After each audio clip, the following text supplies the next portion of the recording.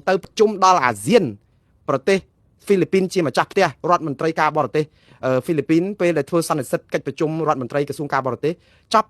់អត់មានអ្នកកាសែតណាសួរពីរឿងកម្ពុជានិងថៃតាក់ទងនឹងចំនួនព្រំដែនសោះរហូតដល់ឲ្យអ្នកស្រីធីរីសាដែលជារដ្ឋមន្ត្រីក្រសួងការបរទេស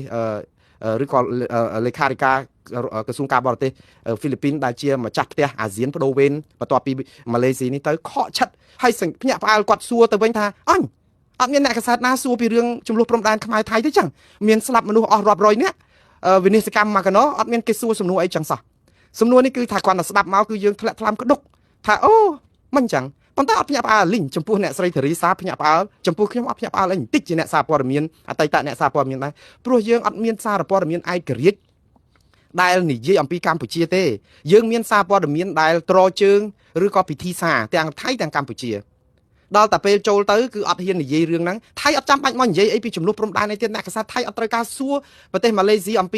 ដោះស្រាយយ៉ាងម៉េចព្រំដែនហ្នឹងថៃទៅមិនយកបាន40ទីតាំងនៅសល់13ទៀតយ៉ាងម៉េចយើងចង់និយាយថាថៃចង់ដដើមហ្នឹងធ្វើម៉េចឲ្យថៃដដើមបានថែម13ទីតាំងទៀតឬក៏យ៉ាងម៉េចអ្នកកាសែតថៃអត់អាចសួរចឹងបានទេអ្នកដែលសួរបានគឺត្រូវតែខាងភាគីកម្ពុជាណាត្រូវសួរតើមានយន្តការអីដើម្បីឲ្យថៃខ្ចាក់ដីមកកម្ពុជាវិញអត់មានសួរបានទៀតដោយសារអីយើងមិនសូវមានឃើញអ្នកកាសែតច្រើនចូលរួមឯឃើញដូចមានលោកពុយគីអីមួយទៅចូលរួមដែរប៉ុន្តែអ្នកកាសែតអន្តរជាតិទាំងអស់នោះគឺរងឥទ្ធិពលពីសារព័ត៌មានរបស់ថៃដែលមកដល់ម៉ោងនេះបងប្អូនសារព័ត៌មានអន្តរជាតិអត់មានសារព័ត៌មានណាគេថ្កោលទោសថៃទេដូច្នេះនៅពេលដែលអត់មានអ្នកណាថ្កោលទោសថៃរដ្ឋណាក៏អត់ថ្កោលទោសថៃរដ្ឋាភិបាលទាំងប្រទេសអាស៊ានសូម្បីម៉ាឡេស៊ីជាម្ចាស់ផ្ទះក៏អត់ថ្កោលទោសថៃតើមានអ្នកណាទៅជឿថាថៃឈ្លានពានកម្ពុជាវាអាភ័ព្វអញ្ចឹងហ៎បងប្អូនអញ្ចឹងម្នាក់ដូចថាមានបាត់ឈប់បាញ់ហើយគឺគិតថាចប់ទៅម្នាក់ទៅផ្ដោតលើភូមាទៅវិញនេះម៉ោងនេះទៅផ្ដោតលើភូមាដែលកំពុងបោះឆ្នោតហើយទៅវិញហើយយើងថាអាភ័ព្វរឿងផ្ដោតលើភូមាពេលដែលរដ្ឋមន្ត្រីក្រសួងការបរទេស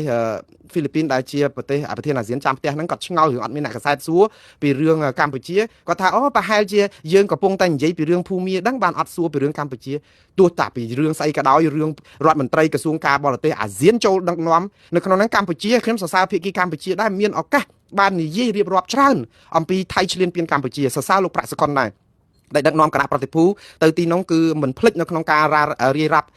រាប់សារស័ព្ទប្រាប់អំពីទុកសោករបស់យើងនៅក្នុងការគេឈ្លានពានយើងក៏ប៉ុន្តែលោកក៏មិនបាន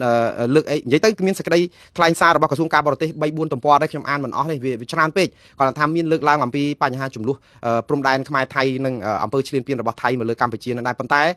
ជាអកុសលដូចខ្ញុំនិយាយចឹងគ្មានអ្នកកាសែតណាចាប់អារម្មណ៍រឿងខ្មែរទេគេចាប់អារម្មណ៍រឿងភូមិណាឯនោះទៅវិញហើយនៅក្នុងកិច្ចប្រជុំចង្អៀតហ្នឹងក៏គេលើកចឹងបានថាខ្ញុំដាក់ចំណងជើងថារឿងថៃឈ្លានពានកម្ពុជាធំប៉ុនភ្នំពេលអាស៊ានប្រជុំហ្វីលីពីនម្ចាស់ផ្ទះនាំគ្នាជជែករឿងភូមិ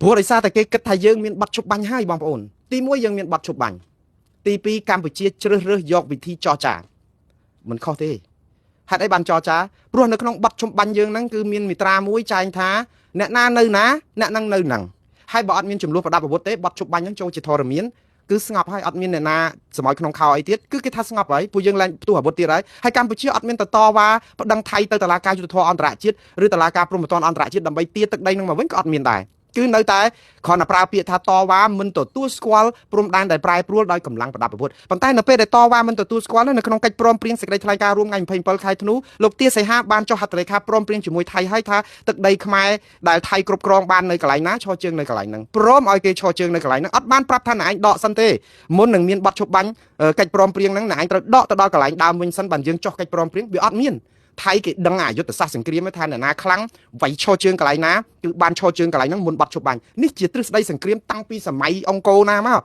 លោកហ៊ុនសែនក៏មានបទពិសោធន៍សង្គ្រាមហ្នឹងយ៉ាងជក់ជាំដែរគាត់ជាអ្នកដែលតស៊ូដូចថាច្រើនសមរភូមិហើយដែលអាមីអាថោងរបស់គាត់ហ្នឹងរហូតតែសរសេរសភៅពីយកបទពិសោធន៍ជោគជ័យរបស់លោកហ៊ុនសែនពីសម័យដៃជោឈ្នះថៃស្អីឡាក់នឹងឡាក់អីហ្នឹងគឺគាត់ដោយសារតែជោគជ័យសម្បើមមិនមែនលោកមិនដឹងទេថាឲ្យតែវាយគ្នាយប់អាថ្ងៃមុនបាត់ឈប់បាញ់ហ្នឹងតែណាឈរជើងកន្លែងណានឹងឈរជើងហ្នឹងហើយគឺច្បាប់សង្គ្រាមមានតាំងពីសម័យណារៀនប្រវត្តិសាស្ត្រក៏ដឹងដែរអត់មានអីភ្ញាក់ផ្អើលទេគឺវាយបដាចរចាបដាវាយដល់កន្លែងណាយកកន្លែងហ្នឹងតែចេញបាត់ឈប់បាញ់ចរចាប្រាប់ថាឈរជើងកន្លែងណាយកកន្លែងហ្នឹងដីគេហើយខ្មែរវាយបានក៏ខ្មែរយកដែរប៉ុន្តែរឿងដែលអកុសលគឺយើងអត់អាចមានកម្លាំងទៅវាយគេបាន ដើម្បីទៅចូលចន្ទ្រានឈ្លានពានដីគេបានទេព្រោះដោយសារកម្លាំងយើងវាខ្សោយជាងគេតបយើងក៏មិនសូវមានសពាវុធដល់សន្ធាប់ដូចគេប្រើ F16 យើងថាមានសំណាញ់មេឃយើងអត់មានអា F16 ហ្នឹងបើសំណាញ់មេឃយើងមានបាញ់ទម្លាក់ឲ្យបានតែ4 10គ្រឿងទៅវាលែងហោះមកបានហើយប៉ុន្តែវាអត់ដល់តែពេលអត់គេថាបើអាព្រំដែនហ្នឹងទម្លាក់គ្រាប់ច្រើនស្លាប់ទាហានខ្មែរខ្លាចតែសំណាញ់មេឃបងមិនដល់ហោះហើយឲ្យចូលដល់ព្រំបតូលស្រីស្នំមើលជិត90គីឡូម៉ែត្រចូលដល់ដីលូនក្បាលចូលឲ្យមកបងសំណាញ់អត់បងបានមកសំណាញ់ទៀតអាហ្នឹងហើយដែលយើងមិនអាចនឹងដណ្ដើមដីឬក៏ការពារដែនអធិបតេយ្យរបស់យើងធ្វើឲ្យថៃ